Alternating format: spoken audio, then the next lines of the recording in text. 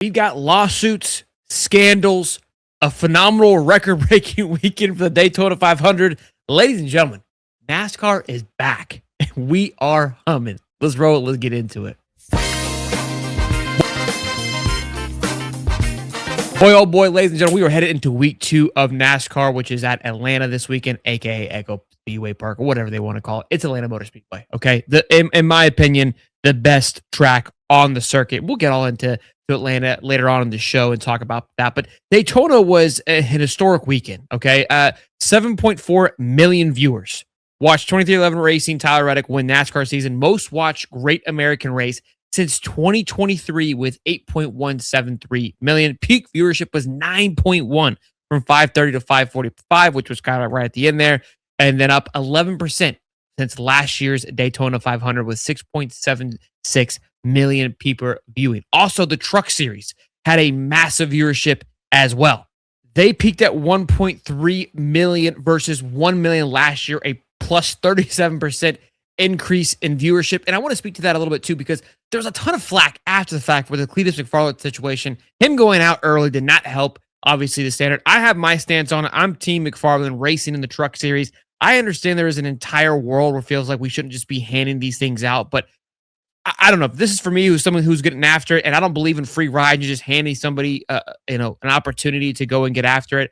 I feel like we've had plenty of those scenarios in NASCAR. Okay, you can pick and choose which one you want, and I think it's great for the sport. It's somebody who respects the sport. I don't think it's kind of a gimmick, if you will. I think Cletus is genuinely trying to do great things. Had a great run in the ARCA the following day. Would have really loved to see him have some more success. But again, you started the Truck Series. A lot of people tuned in. I think that helped carry over to some of the excitement at Daytona. A lot of great responses from people who went to the event that never been to Daytona. Look, they did a phenomenal job this year of hyping up this season in NASCAR and really leaning into like, hell yeah, brother. And people are like, what is this all about? Let's go check it out. And it was a huge success, a great reaction. I think Atlanta, for people that are kind of getting new to the sport, is going to be another great track to intrigue some people. Now you got COTA the following week. Road courses can kind of lull you to sleep a little bit. I think it's one of my favorite road courses on the circuit as well is COTA. So great 3 tracks to kind of pique people's interest, and they can really continue to gain this momentum. Now, however, there is no secret here. I'm a little late to the party on. I kind of waited back to see how this thing would unfold with the Michael Jordan, Tyler Reddick situation. What I hated the most about all of it, to be quite honest with you, was seeing clips of Tyler Reddick walk around New York and do the whole kind of Daytona 500 tour we've seen William Byron do for the last 2 years, which has been a snooze fest. But we get to see our guy 5'5" Tyler get it done finally, Team Gingers, and he can't stop being harassed about the Michael Jordan situation. Obviously, the video of him touching his son, which we'll get into, that went absolutely berserk. And the video, it irritated me because you could see very clearly that he's grabbing a block of ice, right, and then kind of tickles on the back of his leg. And everybody obviously blew this thing way out of proportion. This is somebody who has been, in my eyes, had probably grown up with Tyler Reddick's son. And Tyler Reddick had obviously issues, health issues with his son previously. It was just kind of a very ugly kind of scenario that unfolded. And it sucked because there was so much great momentum. Now, here is the one caveat to all of this, is that all publicity is good publicity. So in a way, NASCAR still stayed in the spotlight, whether it was good or bad. They still stayed in front of everybody's eyes. I do want to play a quick little clip here of Tyler Reddick speaking to that, just so we can kind of hear what he had to say. Take a listen. Very well. Yeah. I mean, from my perspective, I've gotten to know Michael and his family very well over the years I've been here with 2311, and I don't see what other people see when it comes to this. For me, it's a huge moment. This is the biggest moment of my career. It's a huge moment for my family and for his family. And I just, I put that off to the side and just think about how think about the look on Yvette's face, and the whole family and his whole group when they got to Victory Lane too. And just how happy and everybody was celebrating together. So, yeah, that's where I'm at with it. I would have loved a little more juice there, to be quite honest with you. Hey, this is stupid, but I think he had a little bit of PR training. This interview clearly was a kind of just like, hey, let's put this thing to bed. I'm tired of being asked about it. I'm tired of talking about it. Let's just, hey, that's not what I saw. I was happy with that. We won. That's what it should be about. Let's move on. And that's what we're going to do. We're going to move on because I'm tired of talking about it. I'm hoping it's going to be a thing of the past here shortly as we head off into Daytona. But look, that isn't the only thing that popped off this weekend in the world of NASCAR scandals. We had a lawsuit on our hands, a juicy one. Joe Gibbs going after Spire Motorsports, ex-competition director Chris Gabehart, once crew chief, I believe, for Denny Hamlin. And this one's juicy. This one's got some legs to it.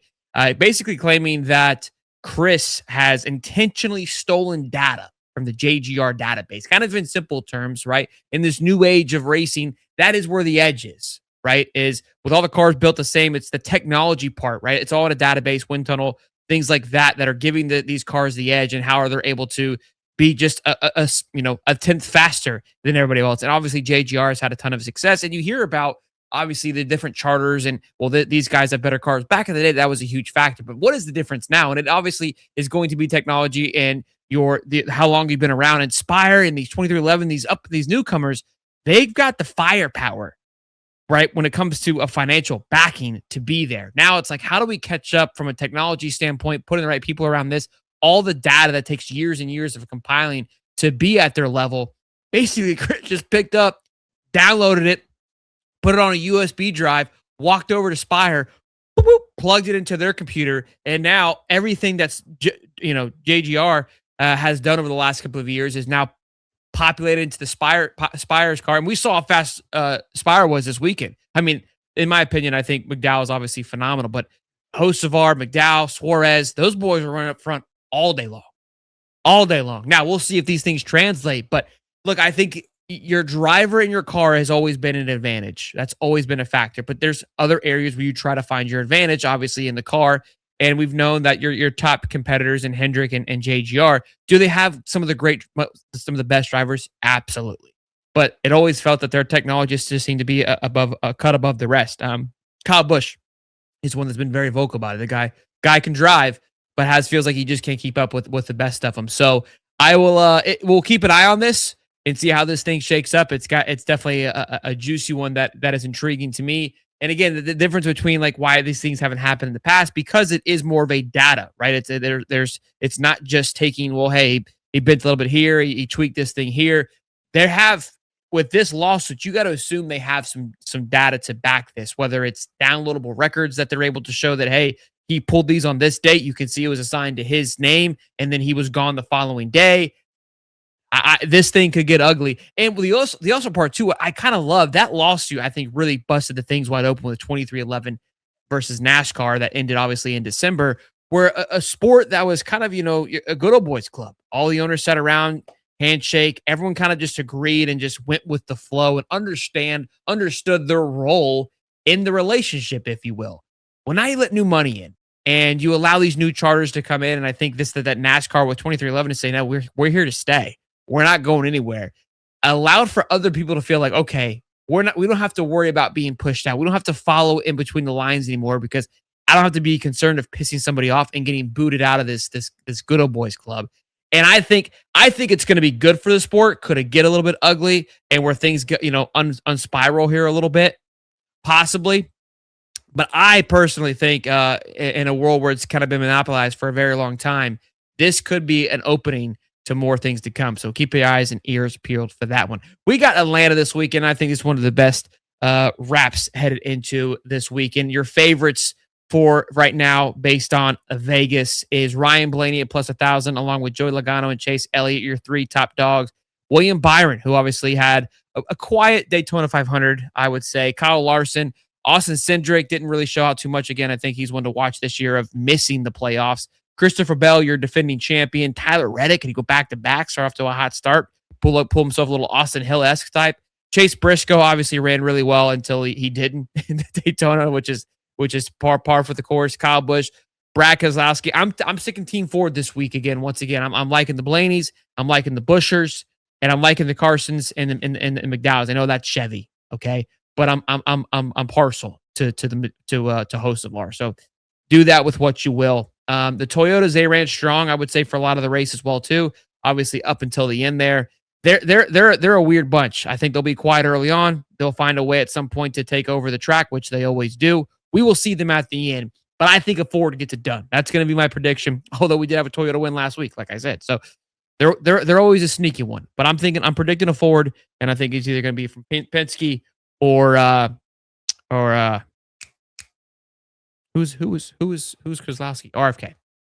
Those are my predictions. Let me know in the comment section below. Who do you feel gets it done this weekend as we head into Atlanta? Very excited for another great week too with NASCAR. It's been a wild week. Got a little behind the 8 ball after the Daytona 500. That was an exhausting weekend getting this channel started and diving into all that. There was a lot going on, and I was just information overload. So we'll get back into a nice little rhythm, nice little groove here. If you guys are enjoying the content, you know what to do. Smash the like button, subscribe, and I'll see you guys in the next one. Peace and love, baby.